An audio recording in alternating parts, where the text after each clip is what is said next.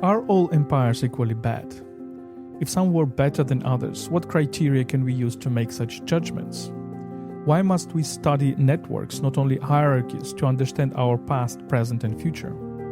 What happens to societies in times of catastrophe, and who has the best chances of survival? And finally, why is Ukraine so important for the world today?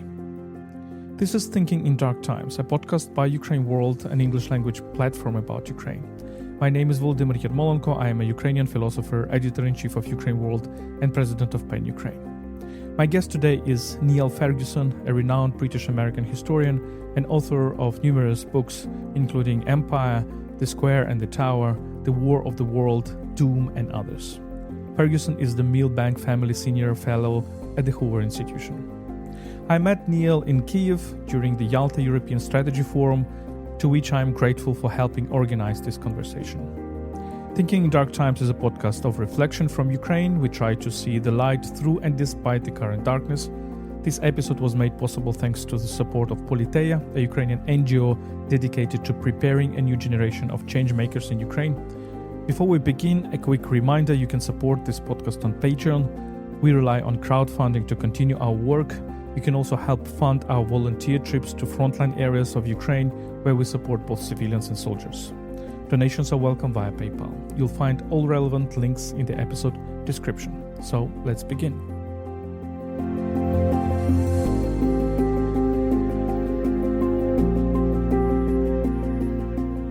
Niall Ferguson, welcome to this podcast. It is a great pleasure to be here. Thank you very much for finding your time. I know the schedule is very tight.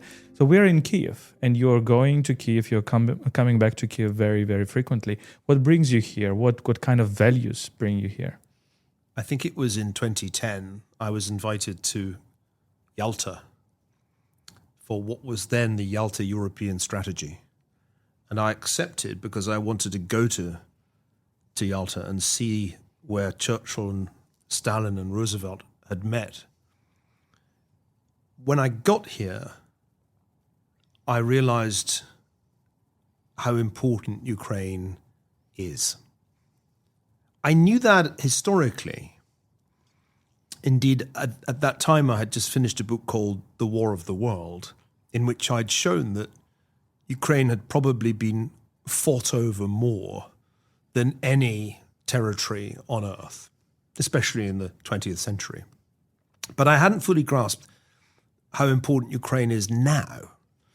So having come to, I suppose, do history, I ended up getting caught up in Ukraine's story. And it was obvious then, immediately obvious, that there was a tug of war going on between those who wished Ukraine to become a European country, and indeed part of the European Union, to follow Poland's lead, and those who wanted to keep it in the Russian sphere of influence, including Minister Lavrov, who was, I think, at that first conference I attended.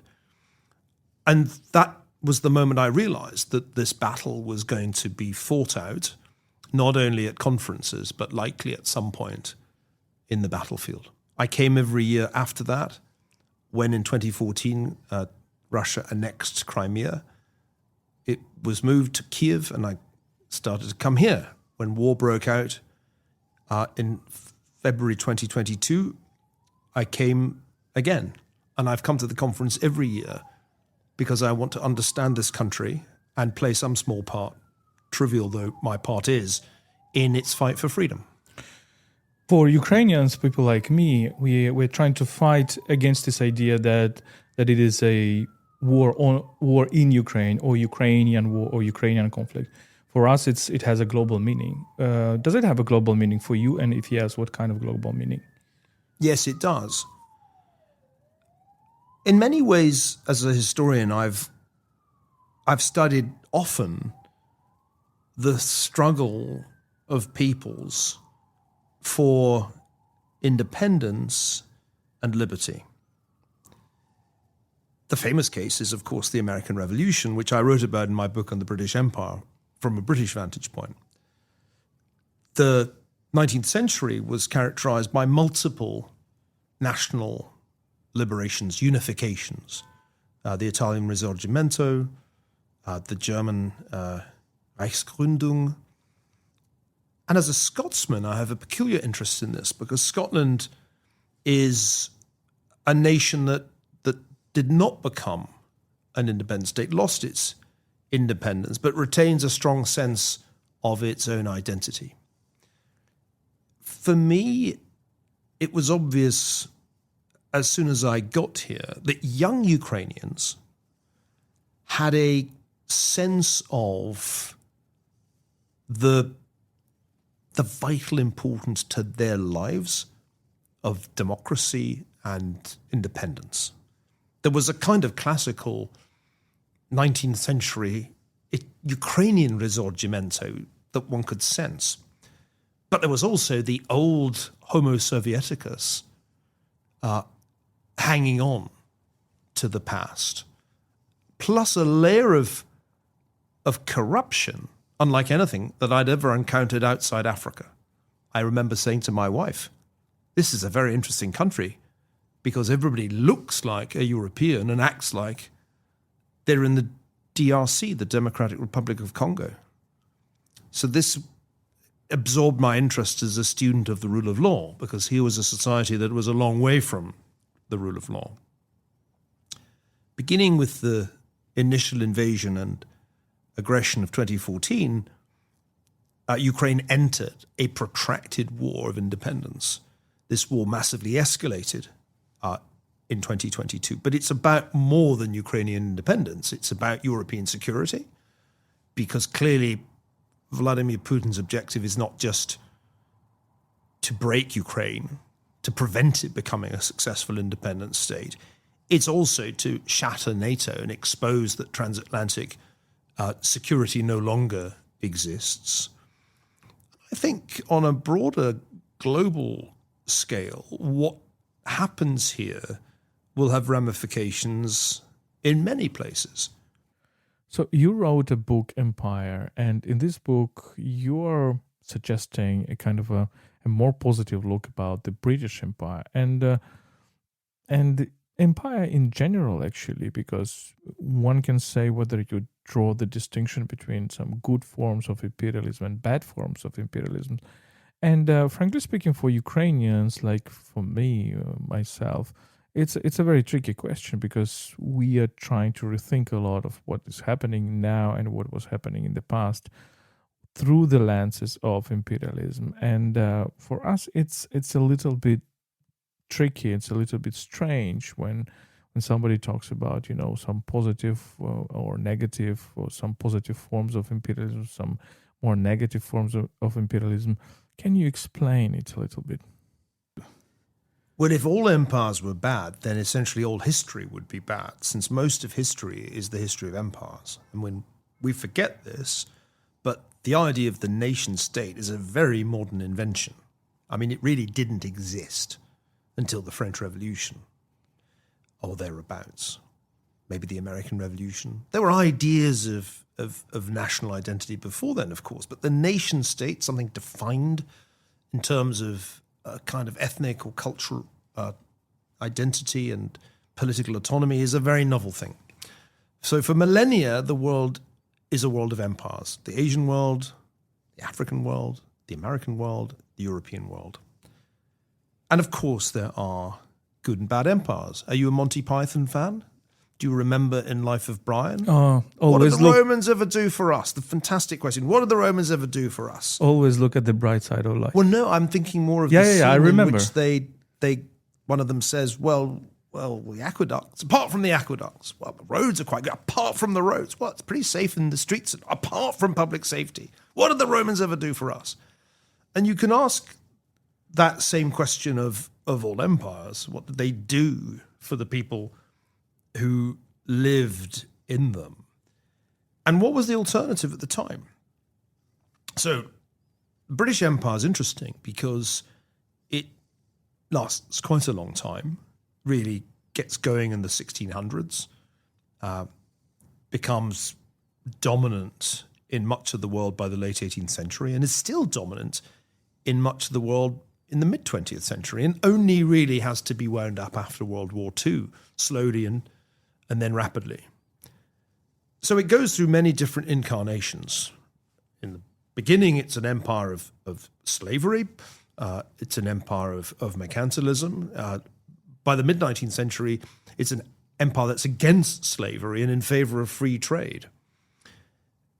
I tried in the book Empire to show that it's very hard to imagine the modern world without the British Empire because it had so many ramifications in so many different domains. The United States itself is a product of British imperialism. It's created by a bunch of people essentially challenging royal authority in entirely British ways, often imitating what had been done the previous century in England. So the British Empire did bad things, but it also clearly did a great deal of good. And a counterfactual of, say, the world in the 19th century without the British Empire is hard to portray as a better world, since the British Empire was engaged in large-scale investment, the promotion of trade. So there are measurable economic benefits. They clearly improve life expectancy relative to any plausible alternative scenario, even in India. And so India, under British rule, has all kinds of advances that would not have happened otherwise, most obviously in infrastructure. The book is therefore a cost-benefit analysis. And it's not, I think, been particularly well understood in that regard, because people on the left need to hate all empires and be against all imperialism, and therefore anybody who says a good word about any empire is somehow a neo-colonialist or an apologist. And the book is not an apology for empire, it just is an attempt to explain that the modern world was largely shaped by this extraordinary and rather unexpected thing, because who would have predicted in 1600 that the British Isles would end up running about a quarter of the world for as long as it did? Then let's compare it with another empire. How about we compare it with Hitler's empire? Very short-lived, kind of really gets going in the mid-1930s and is dead in 1945. And in that short period of time, carries out the Holocaust and also massacres numerous other people, launching the biggest war of all time. So there's clearly a big difference between these two empires. There's also a big difference between the Roman Empire and, say, the Soviet Union. The Soviet Union is a very interesting empire because it claimed that it was against imperialism, even as it was being very imperialist indeed. Anybody in Eastern Europe, particularly in a country like Ukraine that was forced into the Soviet Union, unlike those countries that were merely in the Warsaw Pact, like, say, Poland. Anybody who's got some memory of the Soviet system rightly lives in dread of its return, because it was a lawless, totalitarian regime that carried out hideous crimes in Stalin's time and was still consigning people to the Gulag after Stalin's death. If we're to understand world history, in other words, we need to be able to draw distinctions between a relatively liberal empire like the British Empire, or one might say the American Empire in the Cold War, and the deeply illiberal empires like Hitler's and Stalin's. And so if one can't draw those distinctions, then history just becomes this kind of dull, homogeneous tale of wicked empires, all wicked. What if I tell you that the difference between illiberal empires and liberal empires is that liberal empires have some kind of a core of basically republican thinking and thinking in terms of rights. But the problem is to whom they apply this idea of rights, right? So the problem of British Empire or American Empire is that the idea of rights is not applied wide enough. And the colonized people sometimes say, okay, but you did a lot of crimes, starting from slavery, going through racism and artificial famine and etc., because you think that the rights can be applied only inside and not outside. And I would buy this argument. I would agree with this. Well, for example, the Nazi Empire didn't have the idea of rights. So it was basically telling that we are based on crime and we are based on this racial theory. And the same about Russia today, right? The problem is that Russians are killing Ukrainians and massacring and genociding them. But the problem is also that Russians are killing Russians themselves, right? So they're genociding their own population. Right. What would you say? The problem about that kind of a framing is just that nation states can also carry out crimes. And it didn't materially improve the lives of many Africans when British rule was replaced by independence, because the independent rulers, though they might have the same skin color as the population, in fact treated them much worse. I mean, British Uganda versus Idi Amin's Uganda, Rhodesia versus Mugabe's Zimbabwe. So if we are defining a policy's legitimacy in terms of the material treatment of citizens, there were plenty of post-independence nation states that were worse, quite considerably worse than British rule. I think it's true that the British Empire had a different set of premises than, say, the Soviet Union, in that it emerged from an existing common law foundation in England. And what's interesting about the British Empire is that there's always a debate going on in the British press and in the British Parliament about how subject peoples are being treated. And from a fairly early stage, there's a recognition that being a British colony is not a permanent state. It's a transitional state that will ultimately lead you into independence. The British have a plan that India will ultimately be independent from quite early on. I think in that sense, Britain's liberal character as an empire was in the operating system of the United Kingdom itself. Whereas the Soviet operating system was essentially Marxism-Leninism, which states explicitly that there's going to be a dictatorship and that the party is going to be the only party. And from those starting points, you can only really end up with an empire of unfreedom, which was what the Soviet Union very quickly became and always remained right until the very end. So Ukraine's misfortune was to be part of the Russian Empire, also at times part of the Polish and Lithuanian spheres of influence. Ukraine was a land in between, a land that moved geographically, unlike say England. It's not like England's borders have been contested since really the Dark Ages. I think the challenge for Ukraine as an independent state has been to try to acquire a different operating system from the Soviet one that had been imposed. Ukraine had been under communism for longer than say, Poland.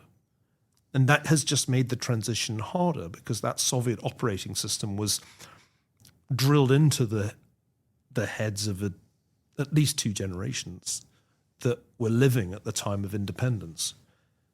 But I sense that although the European Union has many imperfections, and it's easy to criticize it, it's been successful at creating a path to rule of law for countries previously under communist or socialist regimes. And in that sense, the path to membership of the EU is a pretty promising one for Ukraine, and I can see why so many Ukrainians want it. What the EU does well is to force economies in transition to abide by certain West European rules of law, which are certainly superior to the Soviet legacy. Well, the best thing about European Union for me is that it is trying to find a balance between the idea of empire and the idea of nation state. And therefore it tries to, take the best, which is kind of in the idea of republican nation state, but also kind of sideline the worst, which can be xenophobia, which can be, the animosity with regard to other states, while it takes probably the best from the idea of empire, which is universality, which is, unification of rules, for example, but tries to go away from this idea of hierarchy and tyranny and imperial power. We will see. I mean, now European Union is obviously in crisis, but it's interesting that for Ukrainian intellectuals of the 19th century, this idea, which was, I'm always saying that European Union is not a production of the 20th century. Right? It's a production of the 19th century, of this, starting from Mazzini and Risorgimento and this idea of, young Europe and, federation of nations. It comes from there. Yes. And it's very interesting. Let me come to another book of yours, and these topics are connected. I mean, the square and the tower. The fact that you're trying to understand the correlation between the idea of a network and the idea of a hierarchy. And correct me if I'm wrong, but I see the major argument of this book as a kind of a criticism of this naivety of too much networking, too much diversity, too much plurality. You're basically saying that too much plurality, first, it can be dangerous. And second, it's basically unmanageable. And therefore, you always have to balance it with a certain type of hierarchy. Is the argument of your book? And maybe I get it wrong. Because I also think that, we should not be too naive with regard to democracy. We should always balance it with meritocracy, with some other element.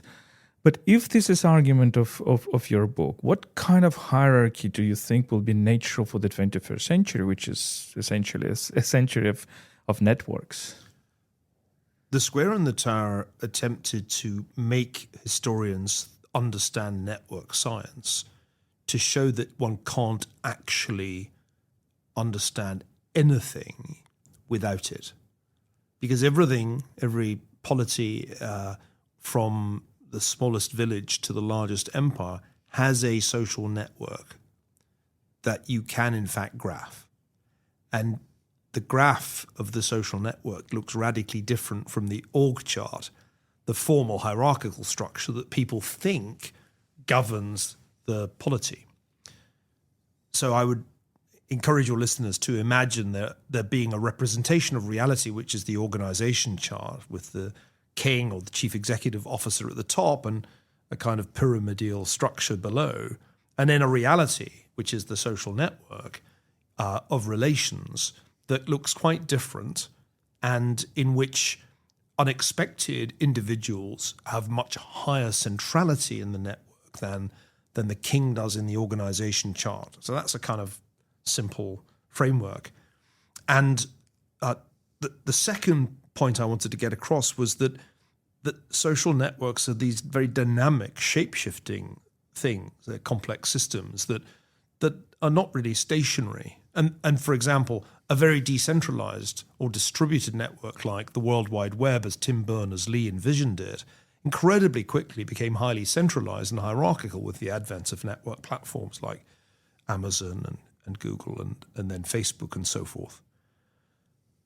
If you try to think about the European Union in this way, you'll realize that in some ways, by design, it's the opposite of an empire because it actually gives the periphery disproportionate power over the center. And it's extremely bad at projecting power in the traditional way, which is through military force. It has hardly any of that. And so at some level, it is a distributed network because Portugal gets a surprising amount of influence considering its size. Same is true of, say, Ireland. And yet there's a hierarchical structure to it, which hits you as soon as you go to Brussels and realize that a whole range of decisions are taken by a Mandarin elite who are fantastically unaccountable to voters. And that's the problem that Europe has, that it lacks the legitimacy of the nation state. And the principal threat to the European Union is a revived nationalism, sometimes referred to as populism, in all of the major and indeed the minor states. So that's how you could fit Europe into that framework. I think technology has created potentials for decentralization. We are engaged here in a podcast. A podcast is a form of broadcasting that was impossible before, in which two people can put together a conversation and then distribute it at remarkably low cost. This would be unthinkable when we were kids. So in that sense, technology has made the world much more of a decentralized, distributed network. In Tom Friedman's terms, made it a flat world. But to everybody's surprise, within that structure, a hierarchy quickly evolved, and the size of your audience will in fact be determined by the extent to which the podcast is distributed on platforms that have the ability to reach large audiences. So the commercialization of the internet, the creation of auction systems that allowed the monetization of social interactions very quickly altered the network structure. If one steps back and tries to think about history with network science, and I tried to make that clear in The Square in the Tower, things look different. Phenomena from say, Christianity and its impact on the Roman Empire, to take a completely different case, the rise of Hitler, two hugely important historical phenomena. These look completely different when you think about them as phenomena in the realm of network science. An idea goes viral. How does it go viral? Why do the ideas of Christ spread so rapidly through the Roman Empire, especially since they're kind of really odd ideas that are completely at odds with everything that had previously been thought about the human condition? Why is it that Adolf Hitler's strange view of the world, with its almost apocalyptic racial theory, why does that go viral in Germany in the 1930s? Historians have not been able to answer those questions because they haven't understood that at root they're dealing with the architecture, the structure of social networks. And we don't really know nearly enough about those things. Maybe my last question, because I need to let you go. In your book about the catastrophe, which is called Doom, one of the arguments, which I like very much, is that those countries, those subjects who are, antifragile, who have this Nietzschean ability to be stronger during the catastrophe and because of the catastrophe, these are societies that can, develop better. Do you see Ukraine as such a society? Yes, potentially. It needs some luck because it's highly reliant on European and to a diminishing extent American support, not to mention support from other countries that don't get much airtime, but Japan has been a supporter. It's the rimlands that are backing Ukraine, and without them it can't prevail because Russia's backed by China and Iran and North Korea, and their support is consistent and materially more important. But if we just assume some kind of at least parity of outside support, then Ukraine has a shot at victory, and out of that victory can come an anti-fragile state. It has a potential to do that because, particularly in its way of war, Ukraine has shown itself to be highly innovative, capable of harnessing modern technology in ways that greatly offset the superior firepower and manpower of the Russian Empire. I came away from the book Doom thinking that there's something to be said for being threatened by a big bad neighbor. It's one reason that Israel is such an innovative place. It is why Taiwan was probably one of the countries that handled the COVID-19 pandemic the best. And here in Ukraine, you can see the potential for a tremendously innovative society if it can only get respite from warfare. So I remain an optimist about what's possible here. I asked Keith Kellogg, is Ukraine going to be South Vietnam? I remember saying to President Zelensky very early on in 2022, you really have to avoid being South Vietnam, you have to be South Korea. By which I mean there's territory that it will take a long time to regain under these circumstances. But if one looks at South Korea, it emerged from a devastating war with a very dangerous border and a very nasty neighbor next door. And yet it was probably the biggest economic success story of the entire Cold War period in the world. And now is one of the most dynamic societies, except for the fact that its population is falling. There is. Ukraine has to navigate not only the Russian Empire problem, it has to deal with another bunch of problems that most Western societies are facing. Demographic problem, which makes the economics of the modern state very difficult to manage. And it has to deal with some of the pathologies that we've made in the West that have arisen from the internet, the hyper-polarized culture war. So Ukraine's problem is not just Russia, not just Russian imperialism. It is threatened by the demographic problems that afflict most developed societies, and it's also going to be affected by the things that are wrong with democracies.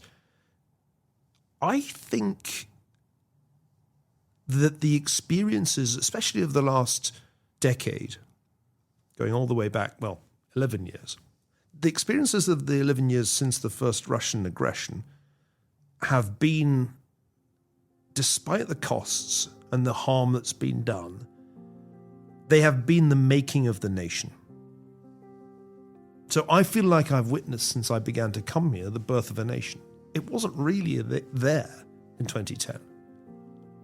Thank you. It is now. Yeah, thank you. Niall Ferguson, thank you very much for this conversation. This was Thinking in Dark Times, a podcast by UkraineWorld, an English language media platform about Ukraine. My name is Volodymyr Yermolenko. I'm a Ukrainian philosopher, editor-in-chief of UkraineWorld and president of PEN Ukraine. My guest today was Niall Ferguson, a renowned British-American historian. I met Niall in Kyiv during the Yalta European Strategy Forum, to which I am grateful for helping organize this conversation. Let me remind you that you can support this podcast on Patreon.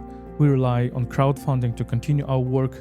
You can also help fund our volunteer trips to frontline areas of Ukraine, where we support both civilians and soldiers. You'll find all relevant links in the episode description. Thank you for listening, stay with us, and stand with Ukraine.